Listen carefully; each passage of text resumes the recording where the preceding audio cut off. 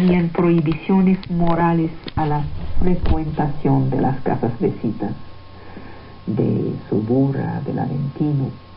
Un día Catón el Viejo ve a un joven noble salir de un lupanar y lo felicita: bravo, bravo joven, aquí es donde los jóvenes deben satisfacer sus ardores. Una vez al año las prostitutas están oficialmente asociadas a los juegos llamados Floralías, que se daban en el mes de mayo para la salvaguarda del pueblo romano. El clavo de la ceremonia era un desfile de las cortesanas desnudas haciendo gestos eróticos, pero los romanos estaban preocupados mucho más por la salvaguarda de su patrimonio que de moral. Se cuidaban del derroche en la frecuentación de estas casas, que podía poner en peligro a la fortuna familiar. ¿Qué tanto te hizo gastar la mujer? No que tanto la amaste. Eso nadie se preguntaba sobre esas nimiedades. Reclamaban a las prostitutas no el ser sinvergüenza, sino les reclamaban su avidez insaciable. Los griegos les habían dado el nombre elegante de hetaira, compañera. Los romanos las llamaron meretrices, aquellas que sacan dinero de su cuerpo. Eran depredadoras. La meretriz es un personaje principal de las comedias de Plauto, de Terencio, en el siglo II hace. Dos varios, entre los más miserables de la ciudad, se dedicaban a esta actividad. Suburra en el nombre del Foro, en el norte del Foro, y la región del Gran Circo en el sur del Foro. En unas estrechas logias abiertas sobre la calle. ¿Se acuerdan de Ámsterdam? Pues era un Ámsterdam en más corriente y pobre. Unas pequeñas logias abiertas, cada quien podía ver la esclava desnuda parada en medio del burdel, como escribe Juvenal. Los restos de Pompeya revelan la presencia de estas logias. Tienen una cama en construcción, en duro, y una cortina que se encierra cuando el cliente está aquí. Según Marcial, las cortinas estaban agujeradas por los mirones. Los lupanares de Suburra recibían clientes pobres de los barrios populares. Los hombres ricos disponían de esclavas en casa. Sin embargo, se veían a los hijos de buenas familias ir a Suburra a hacerse iniciar por una profesional, como nos los asegura también Marcial, en el caso del joven Víctor, que estaba a punto de casarse, sin tener más experiencia que la de los muchachos de su casa. Y entonces se le dice de ir allá a hacerse iniciar para no hacer el ridículo con su nueva esposa. Juvenal nos dice que el peor peligro consistía en que un enamorado senil perdiera toda razón, acabara con su matrimonio con Philae. Philae es el nombre de la prostituta, dejando sin un quinto a sus hijos. Existían también establecimientos más importantes. En Pompeya vemos uno con dos entradas, una con una campanita, yo no sé para qué, supongo que para la gente muy apurada. Esta entrada los llevaba a 5 cuartos en la planta baja. Cada cuarto tenían una cama en construcción, una escalera exterior permitía subir al primer piso, donde había 5 otros cuartos más amplios, supongo que es primer nivel y segundo nivel, A y B, como en los trenes. Encima de la puerta de cada cuarto había pinturas mostrando los diferentes juegos eróticos que se podían reclamar a la meretriz. Encontramos también grafitis en los muros que atestiguan a la vez de las competencias de las muchachas y de las hazañas de sus clientes. Había otros establecimientos en la ciudad, las tabernas y los albergues. Tenemos noticias de estos en Pompeya, Iris, Paquis, Edonea. Tenemos noticias de las 3 sirvientas de la alberga de Acelina. Encontramos, es sabrosísimo, ¿no? Les digo, meterse en la historia es un asunto muy sabroso, es divertidísimo. Encontramos una nota de gastos. Una jarra de vino, un as. La comida, 2 ases, es decir, como pues, 2 pesos, qué sé yo. La muchacha, 8 ases. Paja para la mula, 2 ases. Y la respuesta del cliente está escrita sobre la nota de gastos. Esta mula me va a arruinar. Entonces había prostitutas en las tabernas. A veces las prostitutas no esperaban al cliente de manera pasiva, recorrían las calles de Roma en busca del cliente, sobre la vía sagrada o en la calle de los Toscanos, bajo los pórticos, en los baños. Ahí están, con sus ropas exóticas, sus pelucas rubias, desde entonces las preferían rubias, sus altos peinados orientales, y había gritones profesionales que les conseguían clientes. Véngase para acá, para acá. Las vemos también en los terrenos baldíos del Trastevere, en refugios que están fuera de la ley. Vemos también aquellas que se pasean de noche a lo largo de la vía Apia en medio de las tumbas, ofreciéndose a los ladrones de tumbas, llevando a sus clientes adentro de las tumbas. Plauto dice: muchachas resecas, rengas, sórdidas, lamentables, feas a morir. Pero hay una categoría diferente, aquellas que por su belleza o la habilidad de su proxeneta pueden llevar una vida parecida a la vida de las célebres hetairas griegas. Su fortuna les permite instalarse en bellas casas en las laderas del Aventino. Mimesis nada en el lujo, escribe Tiburio. La escoltan oscuros esclavos de la India. Estas mujeres de alto oficio llenan las comedias de Plauto y de Terencio. Reciben en sus salones a los intelectuales y van a las casas ricas para mostrar sus talentos musicales y como bailarinas. Pero sean lobas del suburbio o bellas del Aventino, todas viven en la servidumbre. La prostituta es un objeto poseído por un amo. Puede ser comprada, vendida, arrendada. Generalmente son niñas abandonadas al nacer o secuestradas por los piratas. Las meretrices romanas llevan nombres griegos, como ahora llevan nombres franceses. Yo recuerdo en el centro de Beirut, en la Plaza de los Cañones, en los balcones había anuncios. Cada uno tenía su anuncio y todas tenían nombres franceses. Bueno, entonces tenían nombres griegos, porque se consideraba a Grecia como la patria del placer. No se inspira tanto llamándose, Jacqueline, que llamándose Guadalupe. Entre ellas hay mujeres que eran esclavas y fueron libertadas, o incluso mujeres libres, gente sin apoyo natural, sin hombre, sin marido, sin hijo, que no le queda otro recurso más que venderse. Las otras mujeres no puede aceptar legados, no puede aceptar herencias, ni puede atestiguar injusticia. Está a merced de la denuncia de un cliente, puede hacerse expulsar de Roma. A finales del siglo I DC, un edicto de Domiciano prohíbe la prostitución de los niños. Y Calígula crea un impuesto sobre los ingresos de las meretrices y de los lenones. Estos lenones cobran todos los beneficios. El leno tiene, por supuesto, muy mala reputación. No es que se le reprochaba vivir del cuerpo de sus esclavos, no, nadie piensa en eso, sino de aprovecharse de ellas para arruinar a los ciudadanos decentes. Estos romanos parecían de Monterrey. Entre los oficios infamantes no está el de las pensionadas, sino el del lenón, hombre sin fe, ni ley, ni pudor.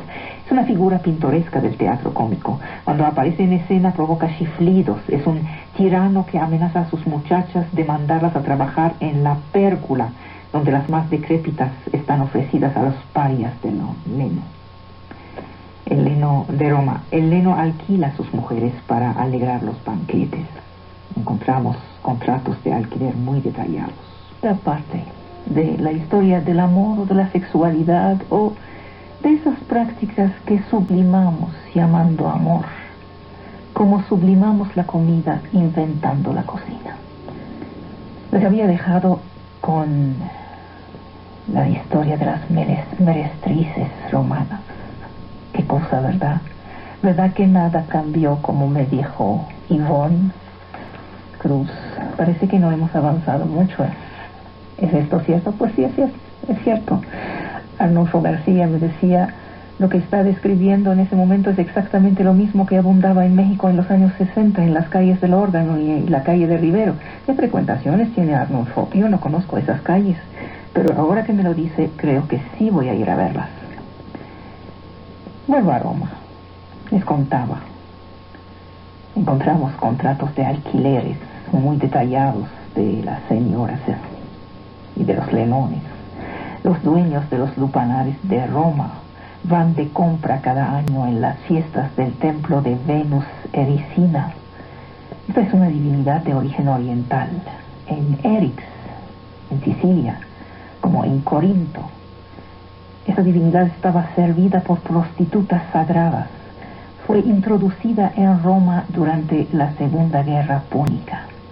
Un templo sobre el Capitolio le fue dedicado, pero los romanos no la admiten ni en el centro de sus ritos ni en el centro de su ciudad.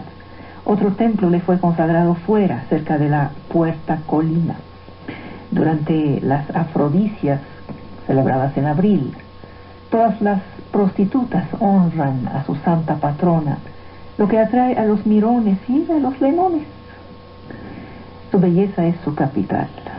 Cuando se va, no queda nada. Durante la época republicana, su ropa la distinguía de las demás mujeres. Les era prohibido llevar la ropa larga de las matronas, las esposas legítimas de los ciudadanos, y se enrollaban en una toga de color marrón. Abajo de esta disimulaban unas túnicas transparentes, bordadas, exóticas, de colores, con una preferencia por el verde y lo amarillo. Una elegancia provocadora. Utilizaban la cerusa para blanquearse, el fucos para enrojecerse las mejillas, el stimis, el equivalente del col para los ojos, o el absolé, que es un carbón para los ojos. Se depilaban las cejas, luego las dibujaban juntándolas en medio de los ojos. Se teñía el pelo de rubio o de rojo. Sus peinados complicados contrastaban con la austeridad de las matronas. Traían joyas en los brazos, piernas, tobillos, orejas. Las caras tenían belleza, gracia, mucha conversación. Cantaban, bailaban, tocaban música. Trataban de establecer mucha distancia con las pobres lobas, como les dije, que se llamaban las pobres prostitutas de Roma. No demoraban en las calles de noche para no ser confundidas, pero ambas salían de la misma miseria de la esclavitud y estaban destinadas a volver a ella. De hecho, el conocimiento, el interés, la seducción estaba en las prostitutas de alto nivel. No en las de abajo, por supuesto, pero tampoco en las legítimas, es decir, las mujeres libres. Esta es una tradición antigua que se encuentra en prácticamente todas las civilizaciones. Desde las geishas japonesas, con quien el señor habla porque no puede hablar en su casa con su legítima, hasta las antiguas prostitutas del mundo islámico, que tenían sus escuelas muy elaboradas, se formaban para hablar de política, de música, escribían poemas, danzaban, todo. Eran verdaderamente brillantes. Y las de Roma, y las de Grecia, y todas partes. Y quieren que les diga, cuando hice mi trabajo de campo para el tercer ciclo, lo hice en el sur de Siria, en una zona llamada la montaña de los drusos. Y alcancé conocer a dos viejas, muy viejas prostitutas drusas, que ya estaban ya fuera de circulación en términos sexuales, pero seguían funcionando en términos sociales, porque eran las únicas que sabían hacer poemas, cantar, llorar en público cuando había un muerto. Entonces las familias las alquilaban sus servicios para que vengan a ponerle vida a los matrimonios, a los nacimientos y también a los duelos. Eran las secuelas de las viejas prostitutas antiguas. Ahora, en esta existencia la esperanza venía del lado de la religión. Eran a menudo mujeres de origen extranjero, viviendo en barrios populares donde los cultos exóticos, clandestinos o no, florecían. Las prostitutas fueron entre las más fieles, fervorosas de estos ritos orientales que penetraron en Roma desde el siglo II AC. Y uno de ellos, el que tuvo mayor éxito en el futuro, tuvo a las prostitutas en sus primeras y más ardientes defensoras. Este rito oriental fue el cristianismo. La mayoría de estas religiones prometían la salvación del alma y la felicidad después en el más allá, cualquiera que sea la condición social de las fieles. Estas mujeres buscaron el apaciguamiento en esos cultos.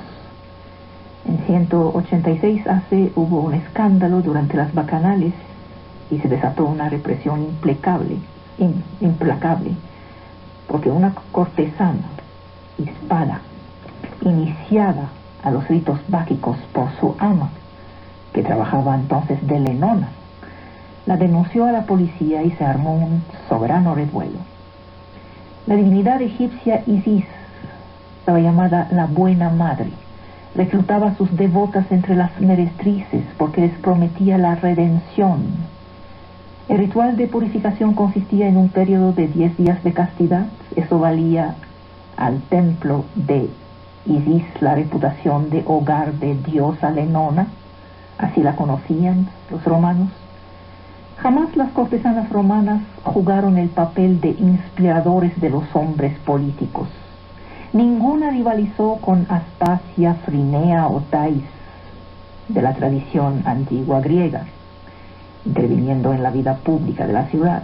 Los romanos, en los tiempos heroicos de la República, los romanos no consideraban como vergonzoso ser vistos a la puerta de un lupanar, pero no era cuestión de tomar la opinión de una mujer, sea legítima o no.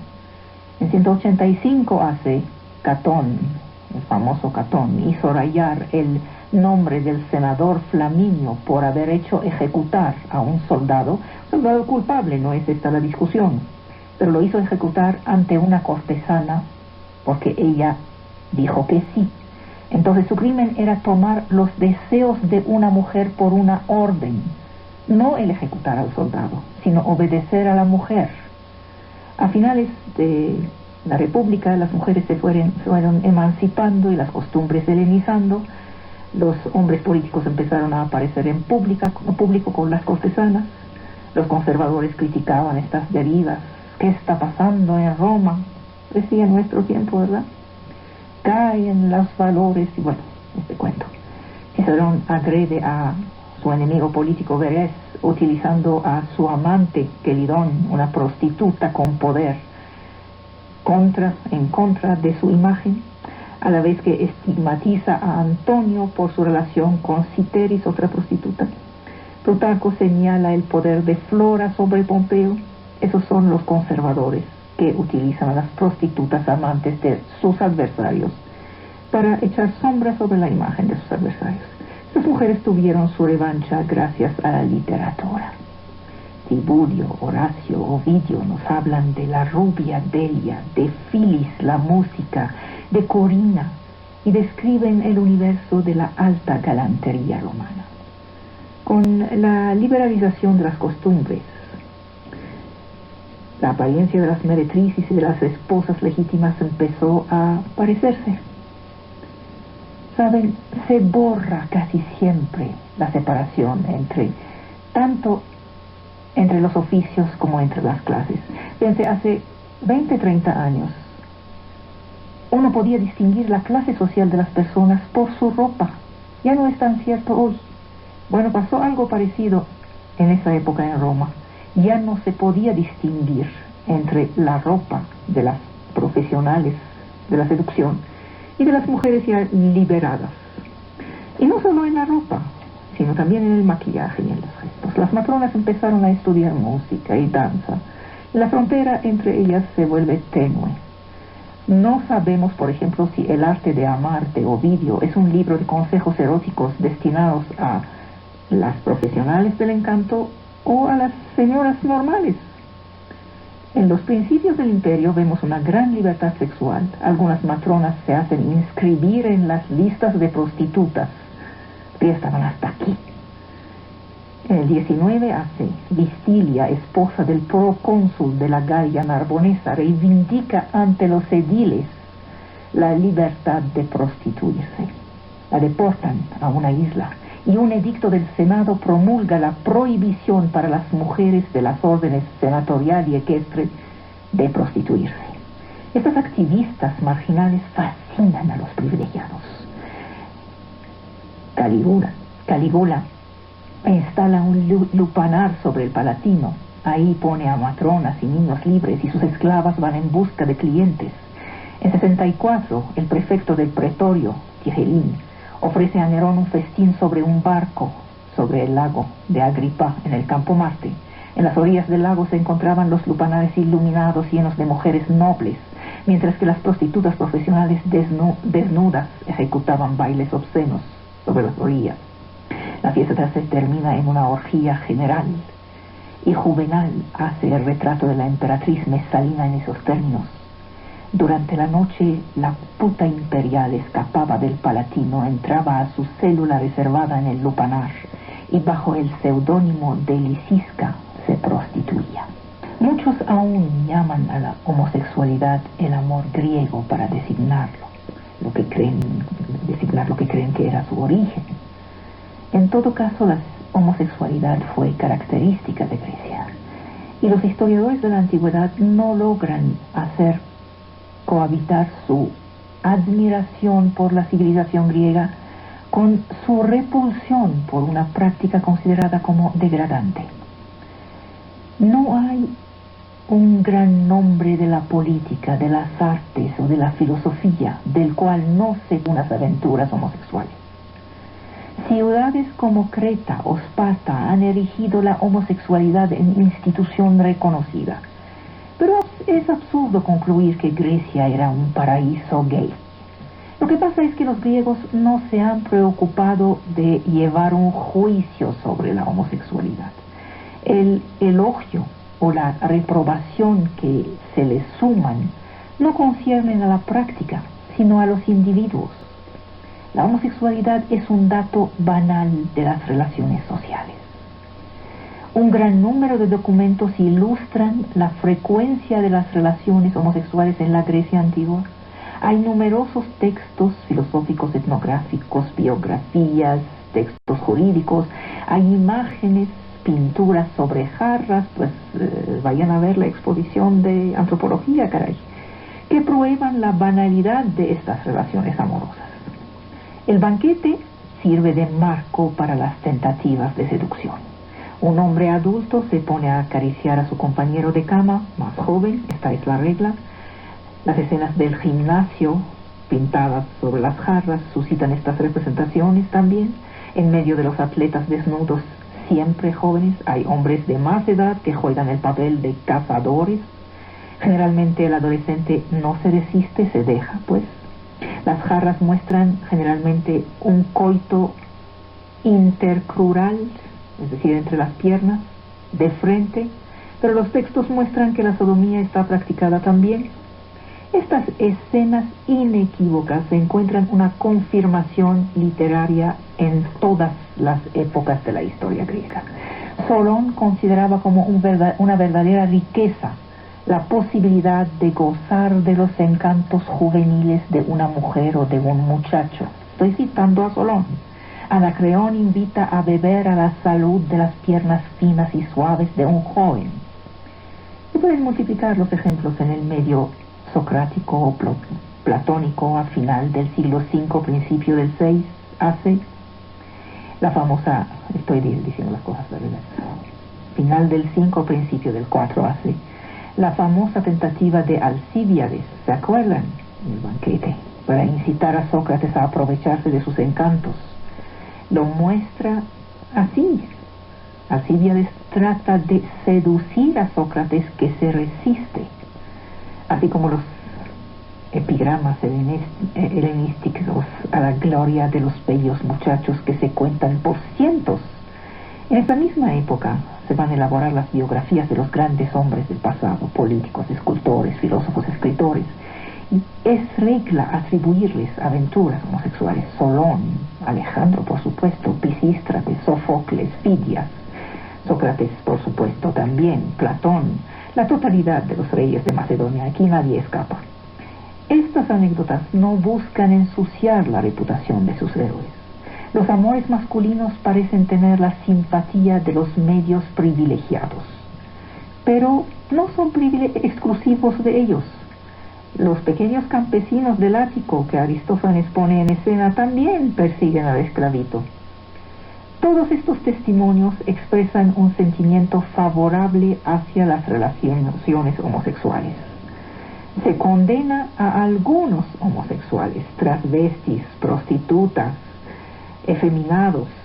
Se acusa de efeminado o transvesti a un adversario o a un testigo en juicio cuando se le quiere desacreditar. Hay dos discursos, de hecho, sobre la homosexualidad. Uno favorable en algunos medios cultivados y ricos, otro de denuncia hacia esta práctica que resulta insoportable en los medios populares. Tanto la homosexualidad como la heterosexualidad están castigadas si llevan a la violencia. En el Código de Gortina, que es un conjunto de textos legislativos de una ciudad de Creta grabado en el siglo V, así como en las leyes de Atenas, los castigos son los mismos si uno viola a un muchacho o a una muchacha. El monto del pago no depende del sexo de la víctima, sino de su estatuto social: hombre libre, dependiente rural, esclavo. Esta equivalencia jurídica viene del hecho que para un griego todo individuo podía ser, según la circunstancia, homo o hetero. Además, estos términos estaban desconocidos por Dios. Se prefería a los muchachos o a las mujeres según la edad o según las circunstancias. A nadie se le ocurriría clasificar a los individuos como homosexuales. La mayoría están casados, con niños, mantienen a veces a una concubina o frecuentan a las prostitutas. Generalmente nadie habla de esta vida sexual a menos de dar lugar a excesos notorios. Digo, la vida sexual regular con la mujer. Es como si cada individuo macho adulto tuviera una vida sexual de dos caras. Una privada orientada hacia las mujeres que no interesa absolutamente a nadie, y la otra pública orientada hacia los bellos muchachos y manoseada por todos los comentarios. Es esta vida amorosa la que vale a sus protagonistas su prestigio social y su reputación. En cambio, difícilmente se podría encontrar a alguien cuyo prestigio vendría de la abundancia de sus éxitos femeninos. La ausencia de diferenciación no implica la indiferencia de la sociedad hacia todas las formas de relaciones sexuales. Contrariamente a lo que se podría creer, Grecia no era una sociedad permisiva. La homosexualidad masculina podía ser objeto de admiración y envidia o, al contrario, de reprobación. Detectamos en relación a esto tres estatutos. En primer lugar, aparece como una práctica necesaria de los ritos de paso de la juventud cívica. Luego, es una práctica que se desarrolla en un medio delimitado, el privilegiado. Por fin, el homosexual adulto pasivo es objeto de una reprobación unánime, y la ley lo condena si es ciudadano. En Creta y en Esparta, la pederastía se inscribe en un contexto ideológico y social, va junto con los ritos de la adolescencia. Conocemos el caso de Creta por un texto del historiador Éforo de Quimea del siglo IV AC, que fue conservado por el geógrafo Estrabón. La opción de la pareja está dictada por su rango social. El rapto estaba anunciado de antemano y aprobado por la sociedad. Los regalos estaban impuestos por la ley. La duración de la estancia en la campiña, la presencia de los amigos, todo esto es legislado. Son rituales iniciáticos del paso de la infancia a la edad adulta. Es una institución de la comunidad cívica. Se cubre de vergüenza al que no ha encontrado un amante, que tiene de malo porque no lo han querido. En Esparta, los muchachos que tenían buena reputación encontraban amantes que se hacían responsables de su educación. El sistema educativo estaba fundado sobre la pederastía. La vida de los hombres estaba minuciosamente controlada y reglamentada, y el carácter de la relación no era exclusivamente sexual.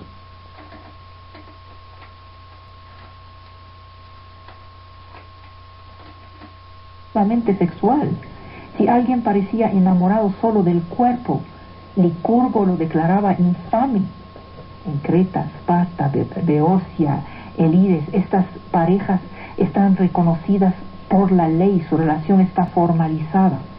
En Atenas, las prácticas iniciáticas antiguas sobreviven. El aspecto pederástico que ha sido codificado en la sociedad aristocrática de Creta no lo fue en Atenas, pero la práctica ha sobrevivido en los medios privilegiados. Un joven sin amante juega su reputación. Platón en la República hace una defensa de la pederastía en el nombre de la pedagogía. En algunos medios esta práctica social viste.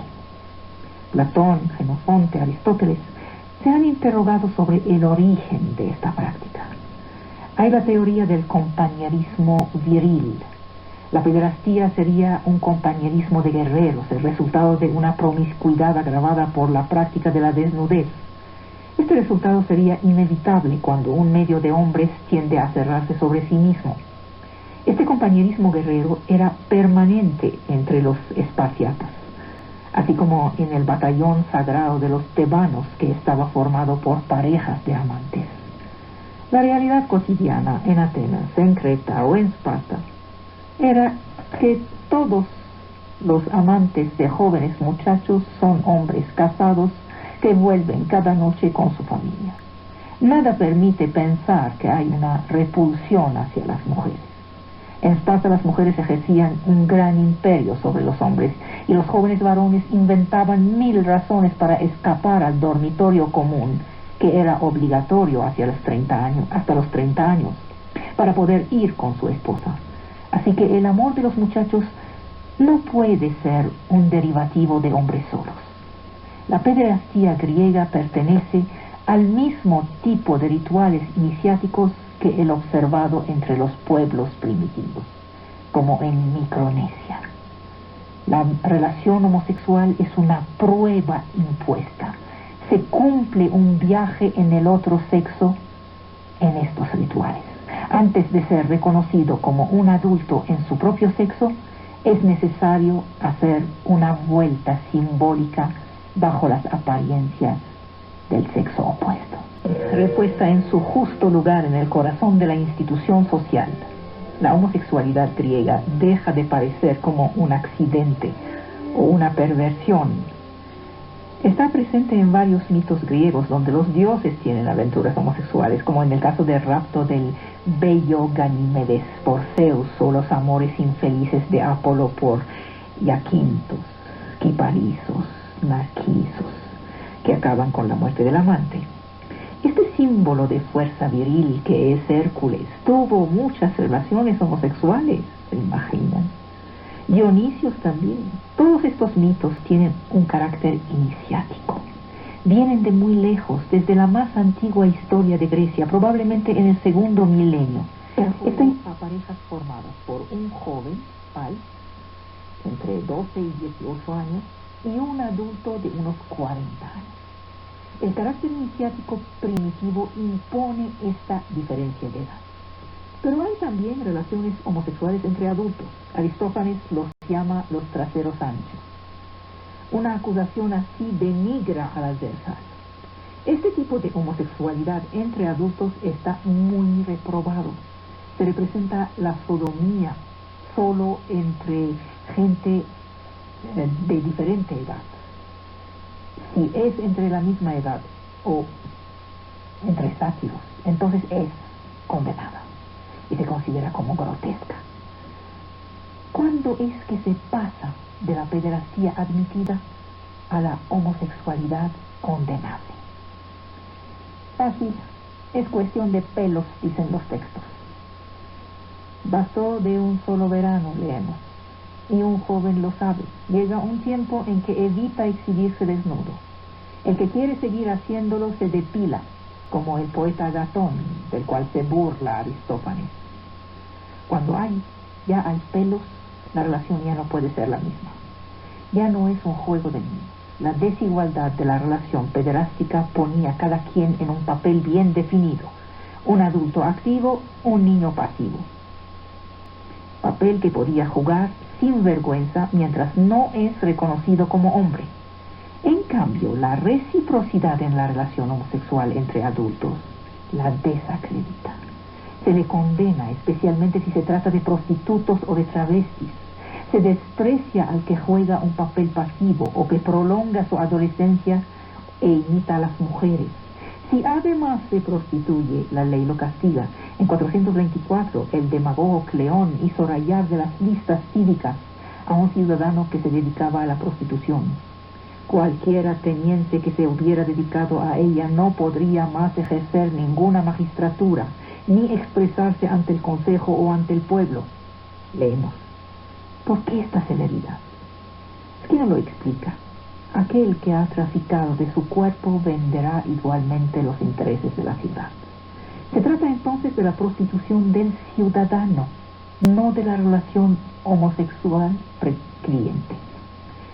El cliente, aun si es un ciudadano, sigue siendo honorable si juega el papel activo. La ley tampoco se preocupa del esclavo o del extranjero, aunque los desprecie. La documentación que está a nuestra disposición traduce la mayor parte de las veces la opinión de los medios privilegiados y cultos. El pequeño propietario de Atenas, el pescador, el tendero, no tenía ni el tiempo ni la ocasión de dedicarse a cazar a los bellos muchachos. Los griegos no llevaban un juicio sobre la homosexualidad misma. Es eso lo que quiero decirle. Es una manifestación del deseo que lo que la vuelve condenable es únicamente la violencia, la prostitución o la desmesura.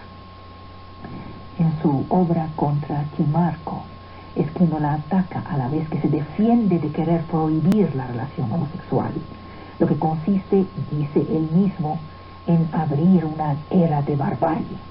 Ya ven que estamos muy cerca de la barbarie nosotros mismos.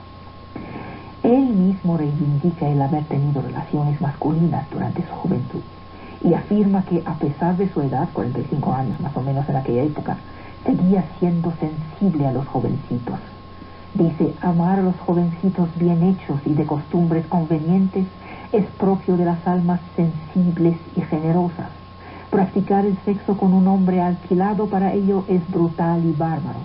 Hacerse amar de manera desinteresada es una bella cosa. Prostituirse por dinero es una infamia. Hay un gran intervalo entre las dos actuaciones. Este gran intervalo es, ilusorio. Aristófanes no tiene ninguna ilusión sobre las nobles motivaciones de los amores del banquete o del gimnasio. Y no es la pederastía que condena, sino la degradación de las costumbres. Lo noble se había vuelto vulgar. Platón y Jenofonte van en el mismo sentido. Ambos son partidarios de la pederastía, pero llegan a quitarle todo aspecto sexual. En la ciudad ideal de las leyes, ¿se acuerdan? Se edicta que no será permitido usar de los hombres y de los muchachos en las relaciones sexuales como si fueran mujeres. Y Jenofonte recomienda una castidad absoluta en las relaciones amorosas con los jóvenes. En definitiva, entre la pederastía iniciática y la prostitución homosexual subsistía una relación. El acto sexual era idéntico. ¿Y en Roma? Bueno, los romanos en más tosco son herederos de los griegos. Los romanos finos eran griegos. Hacia finales de la antigüedad pagana, un filósofo asceta y místico, Plotino, deseaba que los verdaderos pensadores despreciaran la belleza de los muchachos y de las mujeres. Ambos se valían a sus ojos. Así que los antiguos que rechazaban la homofilia también rechazaban el amor, las cortesanas y las relaciones extraconjugales. Tenían 3 puntos de referencia y este es el criterio. Por un lado, libertad amorosa, por el otro, conjugabilidad exclusiva, o actividad y pasividad, o hombre libre y esclavo. Sodomizar a su esclavo era inocente. En cambio, era monstruoso por parte de un ciudadano tener una actitud pasiva. Apuleo califica de antinaturales las relaciones entre hombres, pero no estigmatiza la homosexualidad, sino la servilidad. Cuando un antiguo dice que una cosa no es natural, no quiere decir que es monstruosa, sino que no es conforme a las reglas sociales. Lo natural son las reglas sociales. Antinatural significa artificial. La naturaleza era la sociedad, una suerte de ideal ecológico que busca la maestría de sí. Hay que saber contentarse de lo poco que la naturaleza exige. De ahí 2 posiciones ante la homofilia. La mayoría la consideraba como normal y los moralistas políticos la encontraban artificial, al mismo título que todo placer, además. Se distingue entre las relaciones conformes a la norma, con la esposa, la amante, el esclavo, hombre o mujer. Ser penetrado por su esclavo no es bueno. Esto indica desprecio por parte del esclavo, leemos. Y las relaciones, entonces, hay las relaciones conformes a la norma y las relaciones contrarias a la naturaleza. Bestialidad, necrofilia, etc. Pero los pensadores políticos eran puritanos, porque toda pasión amorosa, homófila o no, es incontrolable. En cierta forma tiene razón. Su ideal era la victoria sobre el placer, cualquiera que fuera este.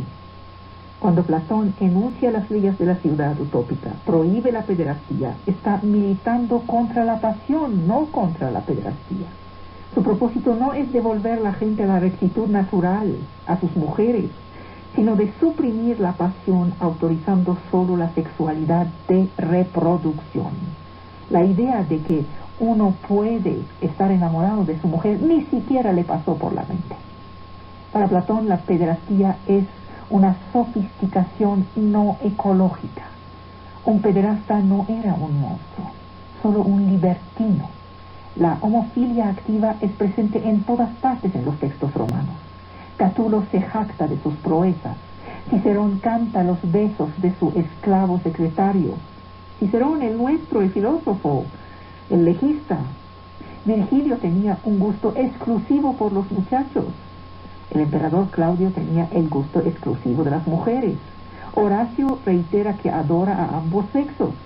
Los poetas cantaban los encantos del favorito del temible emperador Domiciano, como los escritores del siglo XVIII francés celebraban a Madame de Pompadour. Antinous, el favorito del emperador Adriano, recibió un culto oficial después de su muerte. Los poetas latinos, cualquiera que fueran sus gustos personales, cantaban uno u otro sexo.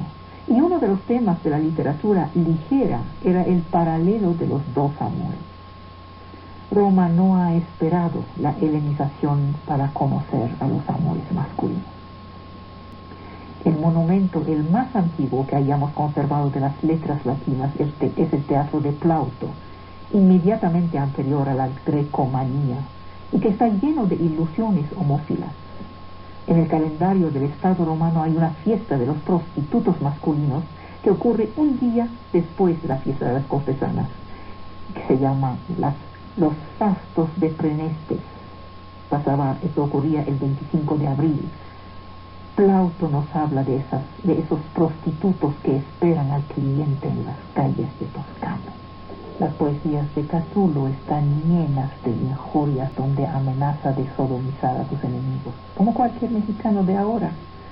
Estas bravadas son comunes en los pueblos machistas. Lo importante es ser la parte activa, no importa el sexo de la víctima.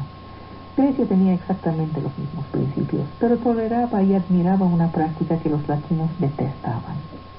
Grecia era indulgente para los amores platónicos de los adultos por los efebos libios, que frecuentaban el gimnasio donde sus amantes iban a verlos entrenarse desnudos. En Roma, el efebo de nacimiento libre estaba sustituido por el esclavo, y el maestro era temperamental, nada de platonismo. Lo importante seguía siendo el respeto de las mujeres casadas, las vírgenes y los adolescentes libres. La represión legal de la homosexualidad tendía a impedir que un ciudadano sea tratado como un esclavo. La ley Scantinia de 149 protege al adolescente libre y a la virgen contra la violación. Lo que cuenta es no ser pasivo, ni ser esclavo. En los contratos de dote se especificaba que el futuro esposo no tomaría ni concubina ni favorito. Marco Aurelio se felicita a sí mismo, como si fuera la gran cosa, en su diario, por haber resistido a la atracción que sentía por su doméstico Teodotos y también por su sirvienta Benedicta. No se clasifican las conductas según el sexo otra vez, sino en actividad o pasividad. Ser activo es ser un macho, no importa el sexo del otro.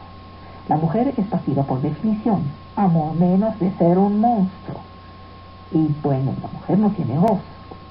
Los problemas se tratan desde el punto de vista masculino. Bueno, los niños tampoco cuentan, a condición que el adulto, escuchen bien, esto es gravísimo, a condición de que el adulto no les dé placer y se limite a tomar placer. Los efebos no son aún ciudadanos.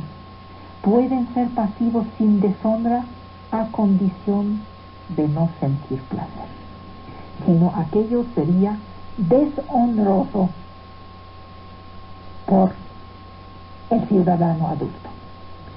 Ahí también vemos un desprecio colosal por parte del adulto macho libre hacia los demás que no lo son. Si es hemófilo, entonces sí se les despreciará si es pasivo. La malicia pública sospechaba a los estoicos de ser pasivos. Se decía que Séneca prefería a los atletas a los muchachos, es decir, a los hombres adultos atletas a los muchachos chicos. A los homófilos pasivos se les corría del ejército, pues ahora también, ¿no? El emperador Claudio, quien cortaba cabezas como deporte, dejó en vida a lo que se llamaba entonces un impúdico, es decir, un homófilo pasivo, porque habría ensuciado a la espada. La pasividad era un efecto de la falta de virilidad, y esta era un vicio capital. Esta sociedad no se dedicaba a preguntarse si la gente era homosexual o no. En cambio, despreciaba a los que no eran viriles, no importan sus gustos sexuales. El Estado romano ha prohibido los espectáculos de pantomima porque eran poco viriles, a diferencia de los combates de gladiadores que sí eran viriles. También había otra obsesión, una conducta sexual absolutamente vergonzosa. Adivinen, la preferida de los intelectuales de izquierda, la felación. Los textos griegos y latinos hablan sin cesar de la felación. Era la injuria suprema, más grave incluso que la homofilia pasiva. Hay en Tácito una escena espantosa. Nerón tortura a la esclava de su mujer Octavia para hacerle decir que la emperatriz era adúltera. La esclava resiste para salvar el honor de su ama y responde al emperador: la vagina de Octavia es más limpia que tu boca. No quería decir la boca de un calumniador, no. sino que toda la infamia del mundo estaba en lo que Nerón sí practicaba, la felación y el cunnilingus. ¿De dónde viene esta cartografía extraña de los placeres? ¿De dónde viene esta cartografía extraña de las infamias? De que Roma era una ciudad machista que conoció a la esclavitud, amaba la virilidad, detestaba la blandura. Roma es una sociedad donde el amo ejerce el derecho de pernada. Antes de que estoicos y cristianos protestaran de que la moral sexual era la misma para todos, más para imponer la castidad a los amos que para proteger a los esclavos, se ha dicho de paso. Antes de eso, la moral romana variaba según los estatutos.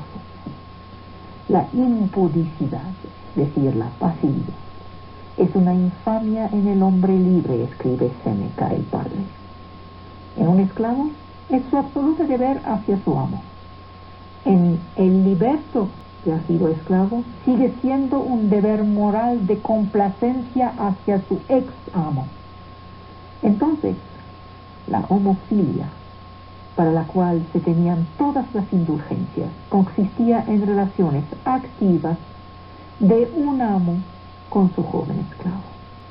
El día en que el favorito empezaba a tener bigote, las conveniencias exigían que el amo dejara de infligirle un trato indigno de un macho.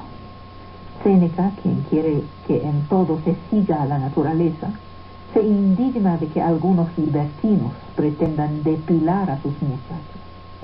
Es falso ver en la antigüedad el paraíso de la no represión. Sus principios nos parecen sorprendentes, pero quizá nuestras convicciones no valgan más. Lo que les parecía monstruoso era la pasividad en los hombres libres, la complacencia por las mujeres, eso es el conilingus. ¿Cómo dar placer a una mujer? Esto era vergonzoso para un hombre. Y también la homofilia femenina, especialmente la activa. Esto les parecía insoportable. Una mujer que se toma por un hombre es el mundo al revés. También se tenía horror de las mujeres que, dice Séneca, cabalgan a los hombres. La visión de la homofilia reducía todas las homofilias a un caso considerado como típico: la relación activa de un adulto con un adolescente que no goza de ella. Esta relación sin blandura tranquiliza a la sociedad. Las tormentas y la servilidad de la pasión estaban despachadas, no existen. Ahora, ¿cómo es que la homofilia estuvo tan común? ¿Será una particularidad de la sociedad antigua? ¿El desprecio de la mujer sería la razón de ello, o simplemente es una de las múltiples posibilidades de la sexualidad humana? Aquí tengo que hablarles de un personaje, aunque sea rapidito. Ustedes me preguntaron sobre ella varias veces y no he dicho nada. Safo de Lesbos. Lesbos era una isla griega cuya celebridad reside en un derivado femenino, lesbiana, de Lesbos. La palabra huele a escándalo, pero no tiene que ver con la atmósfera del lugar. Lesbos se encuentra en el noreste del mar Egeo, no lejos del Asia Menor, donde según la tradición los guerreros aqueos habían combatido durante 10 años por la belleza de Helena. La poetisa Safo nació en el último tercio del siglo VII. Hace, por supuesto. Se hizo conocer como gran poeta. Safo, la lesbiana, se volvió objeto de bromas a pesar de esta homosexualidad que se inscribe en la tradición griega. La homosexualidad aristocrática no era exclusiva, se sumaba a las relaciones homosexuales, y el hombre griego amaba tanto a las mujeres como cualquier hombre en cualquier otra civilización. Pero Safo no funcionaba según las reglas. Sabemos de ella que era fea, pequeña, morena. Un sofista del siglo II dijo que era un Sócrates femenino. No lo era. Y sus amores femeninos no impidieron que se le atribuyera una pasión por un hombre llamado Faón, que no la quiso y que presumiblemente la llevó al suicidio. También se habló de una relación amorosa que habría tenido con Alceo. El hecho es que sus amores eran ambiguos. Era una mujer independiente, tomaba posición en los conflictos que destrozaban a su ciudad. Fue obligada al exilio, habría viajado a Sicilia en principios del siglo VI. En la época de Cicerón dicen que hubo una estatua de ella en Siracusa, en Sicilia. La nombraron la 10ª musa. Ya ven que este título fue muy peleado. Catulo, Ovidio la celebraron. Un día de esos vamos a tener tiempo de leer algunos pedazos de poemas de ella. Ahora no se puede porque se acabó. Y bueno,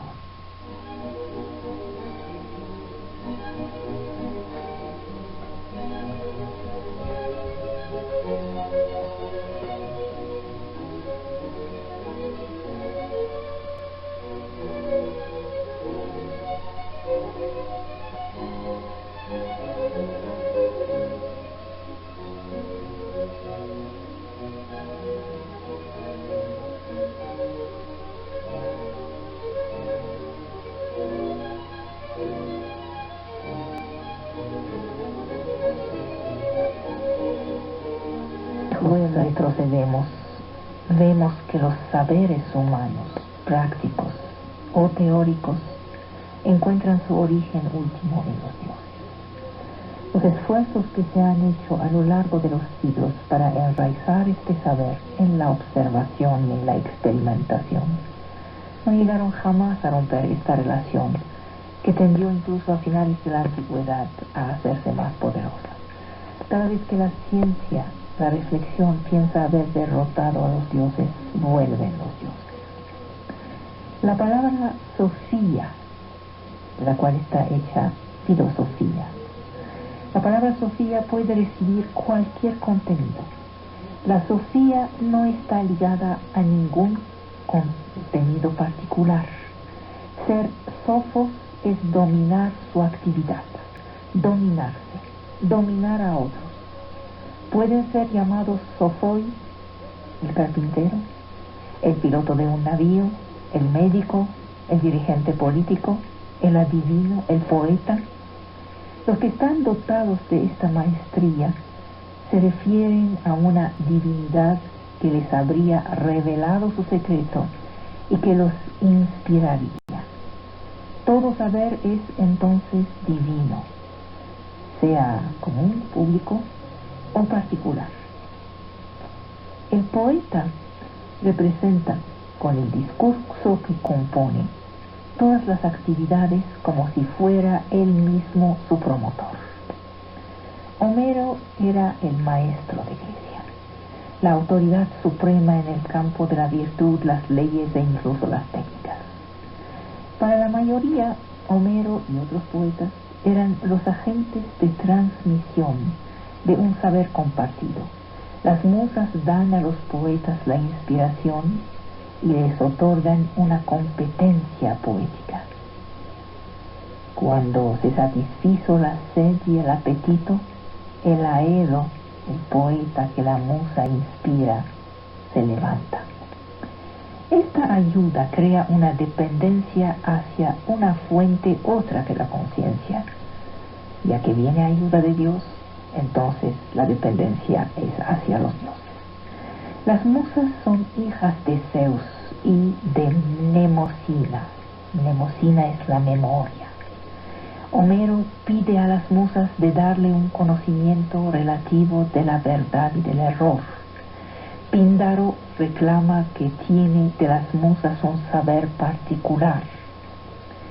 Hesiodo insiste sobre la veracidad de este saber, ya que la poesía puede transmitir falsedad.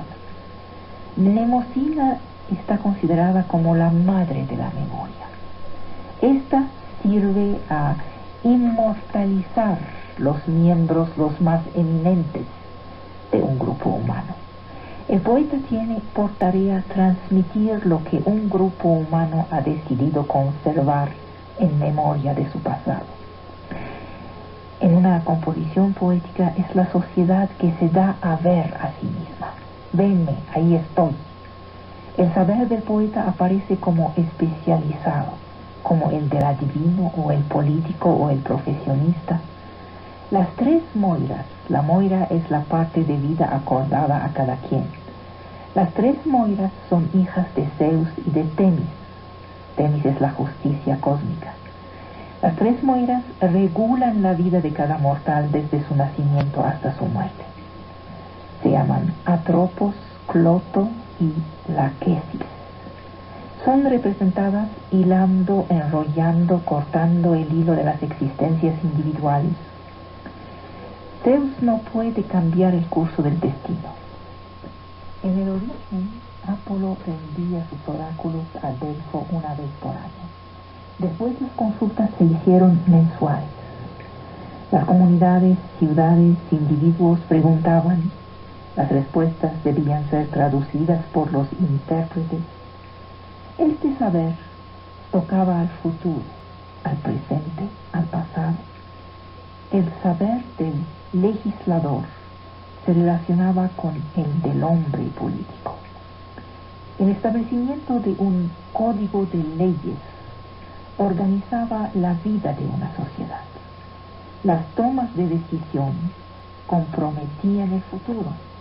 El conocimiento del pasado permitía explicar cosas muy importantes, por lo que todo esto era percibido como debiendo ser garantizado por una intervención divina.